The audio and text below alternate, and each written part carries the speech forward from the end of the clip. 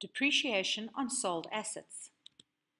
When you sell an asset during the financial year, you first need to calculate and record the depreciation on that asset, as usually depreciation is only calculated at the end of the financial year.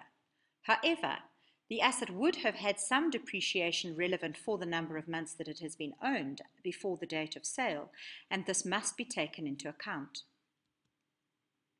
You would need to calculate the depreciation for the correct number of months up until the date of the sale and record this amount before you can then record the sale of the asset as normal.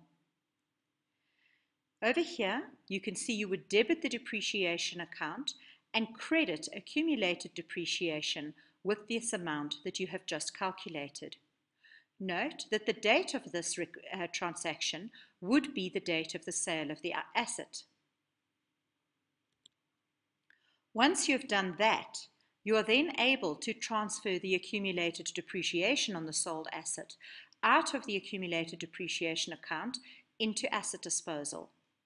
Note, however, that the amount that is transferred to asset disposal includes both the total accumulated depreciation on that sold asset up until the beginning of the financial year, as well as the current depreciation that has just been calculated and recorded. You would usually show this calculation in brackets. At the end of the financial year, you would need to remember to calculate depreciation as normal on the old items and the new item if you've bought something else. This calculation can be a little complex, but if you go slowly and make sure that you are thinking very logically along the way, it is not too bad. You will see better how to do this in the example. In this example, it tells us that the balances in the books at the beginning of the year are as follows: equipment 1,200 Rand and accumulated depreciation 700 Rand. Equipment is shown on the debit side and accumulated depreciation on the credit side as normal. Remember that these are the balances for all the equipment that is owned by the business. The next piece of information that we need to use is the fact that on the 1st of January, Tom Smith, a scrap metal merchant, bought it for 70 Rand and agreed to pay at the end of the month. Because he is only going to pay at a later stage, we show the contra account as debtors control, as it was sold on credit. The selling price of 70 Rand can be entered now directly into the asset disposal account. We are told that it originally cost 400 Rand. This amount must then be transferred out of the equipment account into the asset disposal account.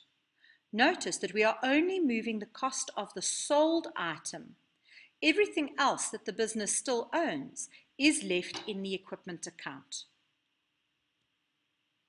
Once we've done that, we then need to consider the fact that accumulated depreciation up until the beginning of the financial year was 300 Rand.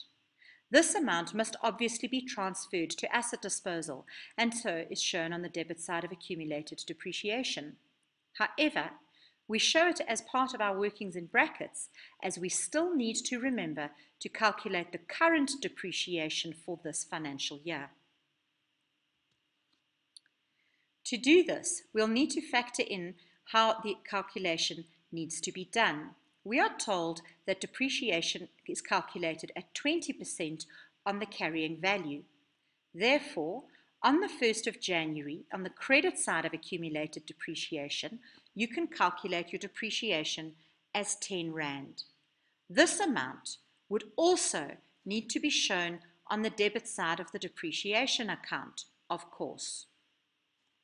Once we've done that, you can then factor it in as part of the amount that needs to go out to asset disposal, as obviously if we have sold this piece of equipment, we no longer want to have it in this account. The total amount now of 310 Rand is what will be sent to the asset disposal account on the credit side. In the asset disposal account, you can now work out that a loss was made on the sale of this equipment. This is the balancing figure in this account of 20 Rand, and we can then show it in the loss on sale of asset expense account on the debit side. In order to calculate the depreciation at the end of the year, you need to go very gently and carefully and make sure that you think logically throughout. The first thing that you need to do is have a look at your equipment account and work out what is the cost of the old or leftover equipment that has not been sold. In this case, you started out with 1200 Rand and you sold 400 Rand. Therefore, the cost of the old equipment is 800.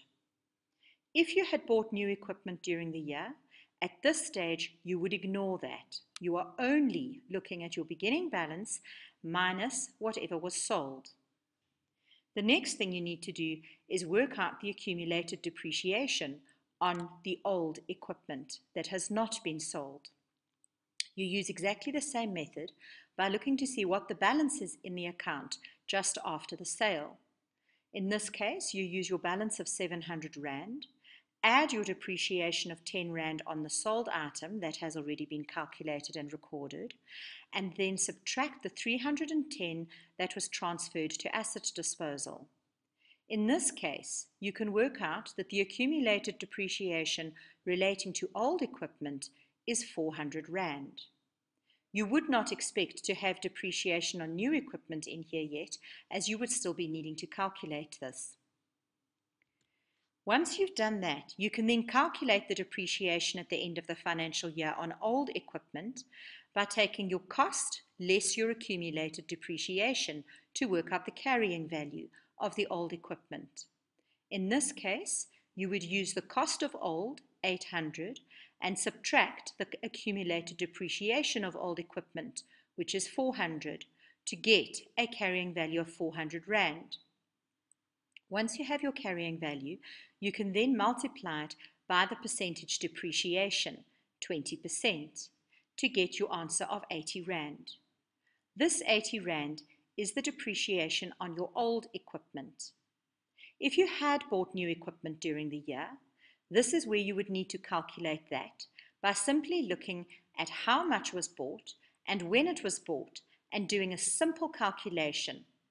That would then be added to this figure to be recorded at the end of the financial year. Once you've done all of this, don't forget that you should close off your depreciation as well as any other income and expense accounts to profit and loss at the end of the financial year. In this case, 90 Rand is the figure that would be shown on the statement of income. You should now be ready to work through 5.6, 5.7 and 5.8 on your own. Please remember to mark yourself every single time that you finish an exercise. Do not move on until you are comfortable with the exercise that you have just completed.